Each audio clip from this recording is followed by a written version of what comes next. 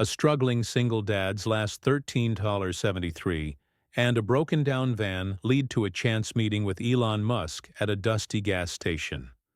What happens next will change his family's life forever. Subscribe to see how desperation turns into a miracle, and let me know where you're watching from. The sun beats down on a dusty gas station in Tucson, Arizona. Trey Carter, a 38-year-old single dad, pulls up in his rusty minivan.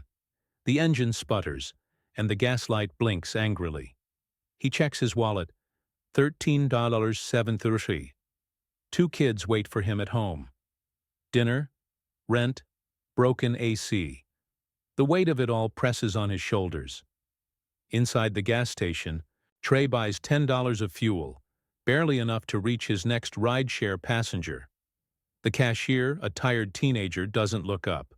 Trey steps back into the heat, wiping sweat off his neck. His phone buzzes. Another ride request. A $15 fare, but his van might not make it. As he drives, memories flash. His old engineering job, the layoff, his wife leaving, the endless scramble to keep his kids fed. The van groans on the highway. Trey grips the wheel, jaw tight. At the pickup spot, a woman in a suit climbs into the back seat. She's talking loudly on the phone about quarterly projections. Trey nods politely but tunes her out. His mind races. Zoe's birthday is next week. Miles still believes in his penny jar for a new car. After dropping her off, Trey's van dies completely. Transmission fluid leaks onto the asphalt. He slumps against the steering wheel, defeated. His phone lights up, Zoe's text. "Dad, are you okay?"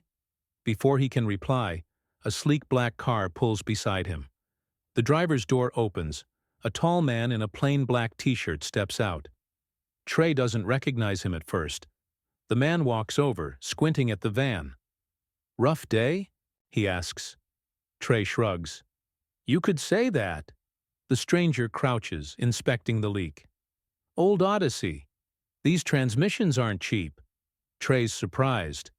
"You know cars?" The man smiles. "A bit. I'm Elon." They talk, first, about the van, then about Trey's old engineering work. Elon asks about his battery designs, his kids, his ideas. Trey hesitates, but opens up. Elon's eyes sharpen. "You ever think about finishing that battery project?" Trey laughs bitterly. "No lab, no money, just survival."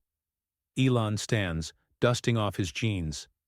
"What if I told you I can fix more than your van?" Trey freezes. The stranger's tone is serious.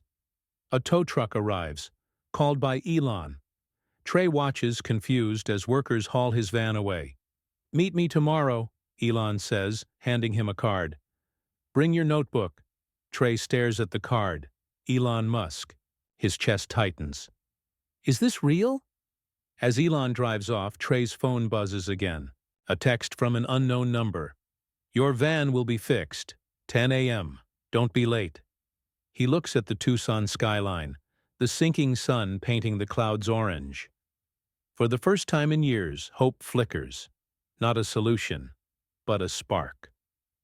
6 months later, Trey Nichols stands in the backyard of his new Austin home, the Texas sun warm but not oppressive. Miles swings on a wooden swing Trey built himself, laughing as he soars higher. Inside, Zoe practices piano, her notes drifting through the open windows. The single-story house, modest but theirs, is a world away from their cramped Phoenix apartment. Trey's phone buzzes.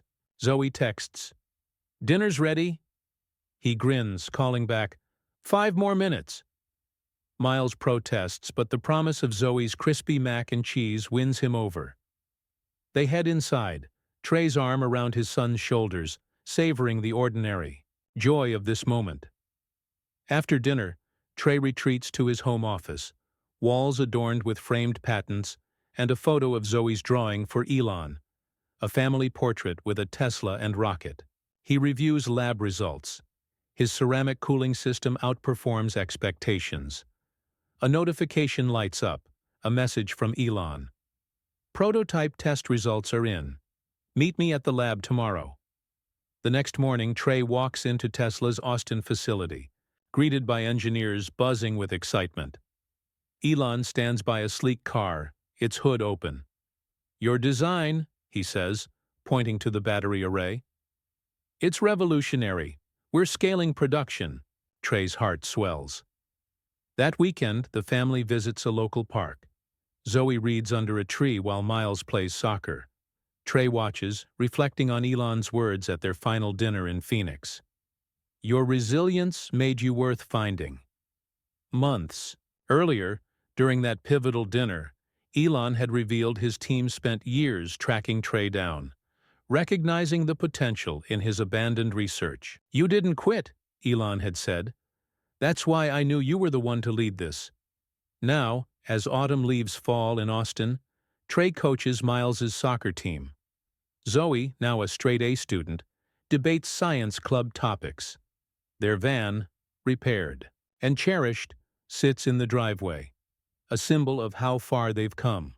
One evening, Elon visits their home, surprising the kids with a tour of SpaceX's Texas facility. Miles grins at rockets. Zoe quizzes engineers about battery tech. Later, Elon hands Trey a photo of the first car using his design. "Your legacy," he says. That night, Trey tucks Miles in, the boy whispering, "Dad, are we still poor?" Trey pauses, then smiles. "No, buddy. We're just us." In the quiet, Trey flips through Zoe's notebook, her own inventions sketched inside. He texts Elon, "Thank you for seeing us." The reply comes instantly. "Thank you for never stopping."